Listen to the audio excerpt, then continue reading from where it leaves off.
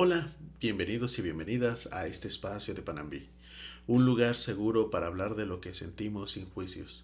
Hoy vamos a hablar del miedo, una emoción que muchas veces creemos que nos protege, pero que también puede limitarnos.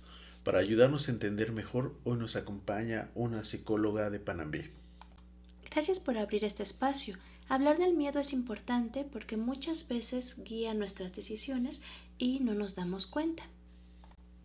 Muchas gracias, psicóloga.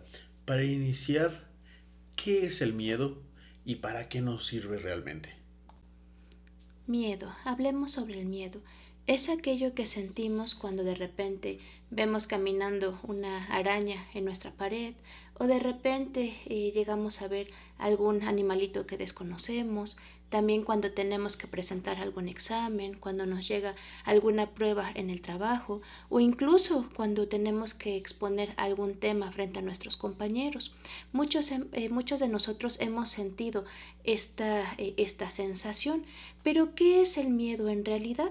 Bueno, el miedo es una emoción primaria, es una emoción básica. Si recordamos un poquito qué son las emociones son reacciones ante estímulos y estos estímulos pueden ser ambientales o externos o pueden ser internos que están relacionados a nuestros pensamientos. Bueno, entonces podemos encontrar situaciones ambientales que nos pueden activar el miedo. Sí, es lo que mencionábamos hace un momento. Por ejemplo, si vemos una arañita, si caminamos en una noche cuando esté todo oscuro, cuando de repente no sabemos sobre algo en particular, se empieza a generar esta sensación de miedo. ¿Pero por qué ocurre esto? Bueno, la función principal del miedo es protegernos ante las amenazas. Es curioso porque se genera una reacción tanto fisiológica como mental. Hay una serie de mecanismos que se activan cuando nosotros sentimos miedo. Por ejemplo, la amígdala empieza a generar ciertos químicos como la adrenalina, como el cortisol, este tipo de neuroquímicos o neurotransmisores son las señales que le da nuestro cuerpo para que podamos huir o para que podamos defendernos. Entonces el propósito principal del miedo es alejarnos de las amenazas, que podamos huir ante esto. Y de hecho es una de las emociones más antiguas que tenemos. Si retrocedemos un poquito el tiempo, cuando nuestra especie apenas se estaba consolidando, ¿qué es lo que ocurría? Que el entorno era bastante hostil. Habían muchos animales salvajes, habían muchas situaciones que representaban como tal una amenaza. Entonces el cerebro entraba en un estado de alerta constante. ¿Para qué? Para sobrevivir, básicamente.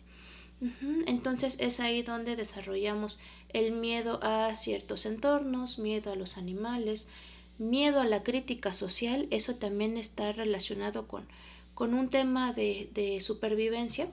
¿Por qué? Porque en esos momentos el estar en grupos, en que un grupo nos aceptara, representaba el seguir vivo.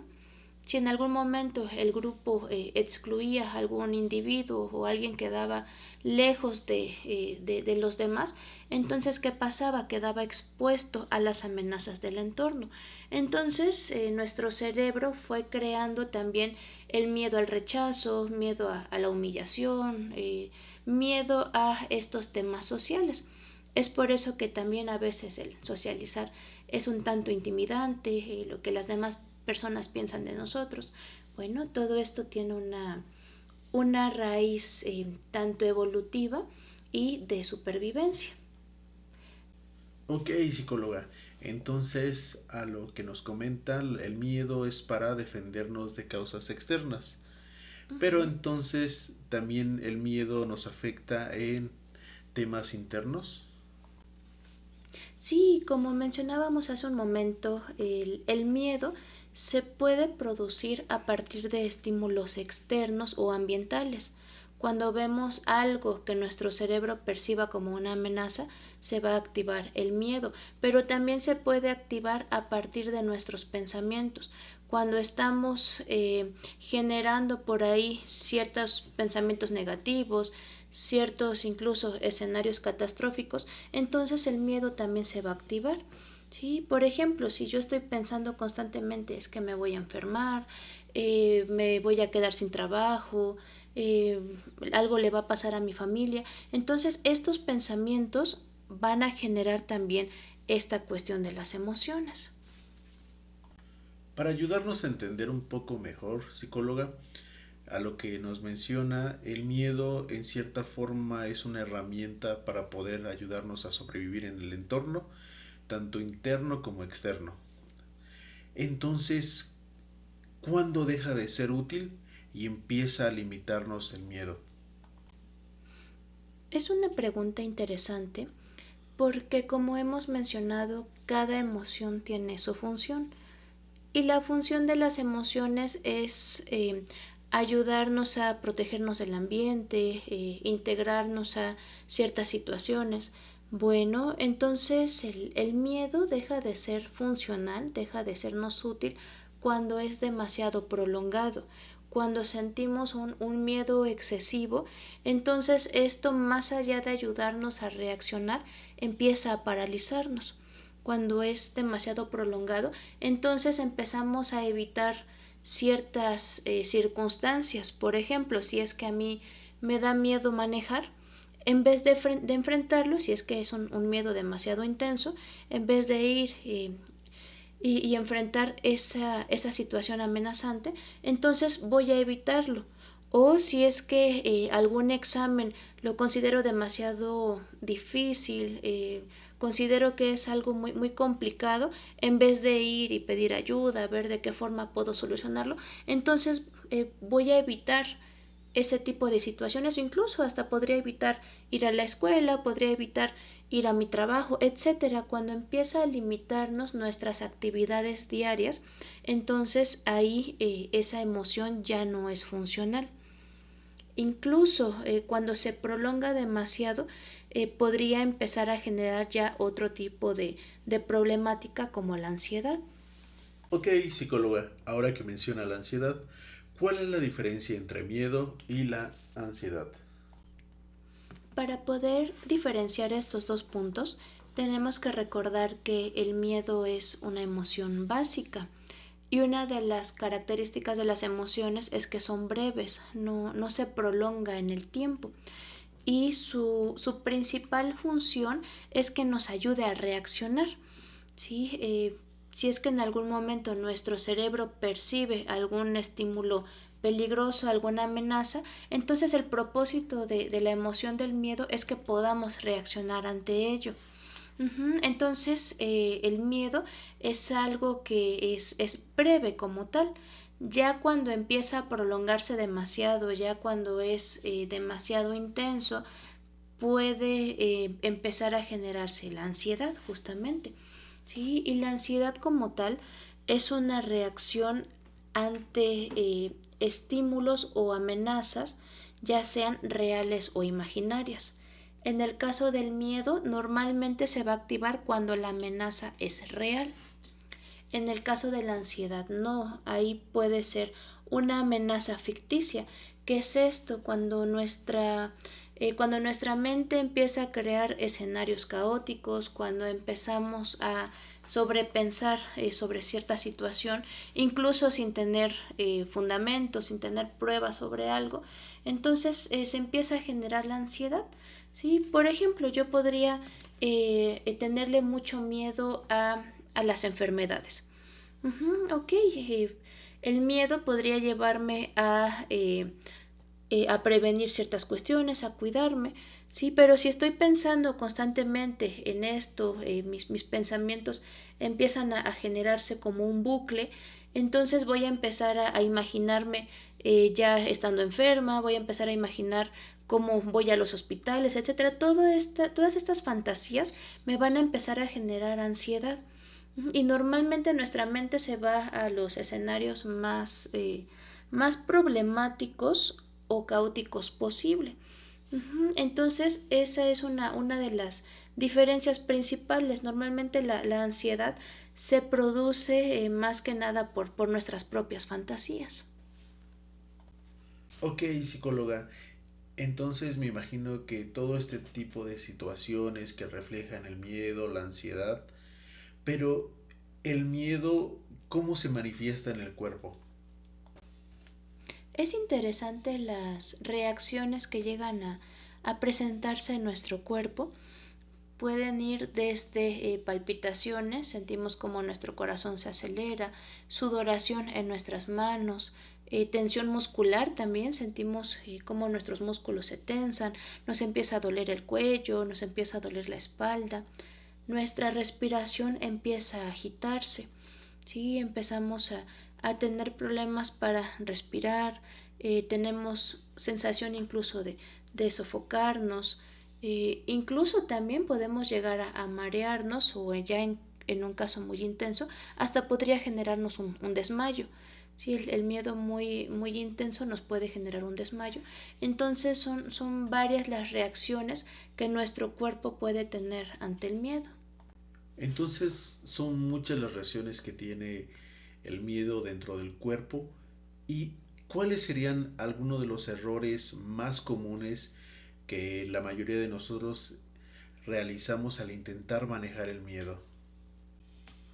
Bueno, una de las formas menos convenientes para manejar el miedo es el reprimir. Muchas veces nos enseñan a reprimir nuestras emociones, a no nombrarlas, a avergonzarnos de lo que sentimos, juzgarnos a nosotros mismos. ¿Sí? Muchas veces llegamos a ser muy duros con nuestra persona y empezamos a pensar, bueno, ¿por qué esto me tiene que dar miedo? ¿Por qué no soy más valiente? ¿Por qué no puedo enfrentar las cosas? ¿Sí? En vez de optar por el entendimiento, comprender de dónde vienen, saber que es natural, las emociones son completamente naturales, no tiene que ver con que seamos débiles o que tengamos algún problema, no, es algo completamente natural. Entonces lo que tenemos que hacer es aceptarlas primero, saber que lo vamos a sentir, saber que tienen una función, si es que lo sentimos es por algo, ya sea que nuestro cerebro quiere protegernos de alguna situación, hay por ahí alguna amenaza que está activando nuestro sistema nervioso. Bueno, entonces el identificar de dónde vienen estos estímulos nos ayuda un poquito más a comprenderlo. Y desde este punto de comprensión, desde este punto de flexibilidad y entendimiento propio, entonces vamos a poderlo regular de una forma más sana. Gracias, psicóloga. Entonces, ahorita ya comprendimos qué es el miedo, qué reacciones tienen en nuestro cuerpo, la diferencia entre ansiedad y miedo. Y ahora le pregunto, ¿cómo puede la terapia psicológica ayudar a trabajar el miedo? La terapia nos ayuda a identificar el origen de nuestros miedos. Pensando en el presente, primero vamos ubicando qué es lo que nos puede generar esta reacción de miedo. Vamos a imaginar que uno de los miedos principales es hablar ante el público. Entonces es un miedo demasiado intenso y eso nos lleva a un proceso terapéutico. Bueno, entonces vamos identificando de dónde viene esta situación. Vamos a pensar que la problemática es que me da mucho miedo hablar en público, pero hay un origen. Si empezamos a escarbar un poquito, tal vez cuando éramos niños alguien nos dijo que éramos tontos o alguien se burló de nosotros, de cómo hablábamos, de nuestro rendimiento escolar. Puede ser incluso que alguna maestra o algún maestro nos exhibió delante del grupo, entonces todo eso se fue almacenando dentro de nosotros, lo cual nos puede estar activando un miedo en nuestro presente. Entonces lo que tenemos que hacer es identificar de dónde viene ese miedo, qué fue lo que nos provocó. Hablar sobre eso nos ayuda. El hablar hace que vayamos liberando nuestras emociones, hace que podamos procesar la información de forma diferente, que podamos asimilarlo de otra forma e incluso resignificarlo. Entonces, de esta manera podemos ir entendiendo un poquito mejor el miedo, podemos ir disminuyendo su intensidad e incluso podemos ir superando muchas situaciones que nos genera esta reacción de miedo. Muchas gracias, psicóloga, por toda la información que nos da acerca del miedo, lo que significa, lo que no lo causa y lo que también se puede manifestar en nuestro cuerpo. Para terminar, vamos a dejar una reflexión final. El miedo no es un enemigo, es una señal. Aprender a escucharlo puede ayudarte a avanzar sin que te controle. Y si hoy el miedo pesa más de lo que puedes manejar, pedir ayuda es un acto de valentía. Muchas gracias a la audiencia y en Panambi creemos que sentir también es sanar. Gracias por escucharnos.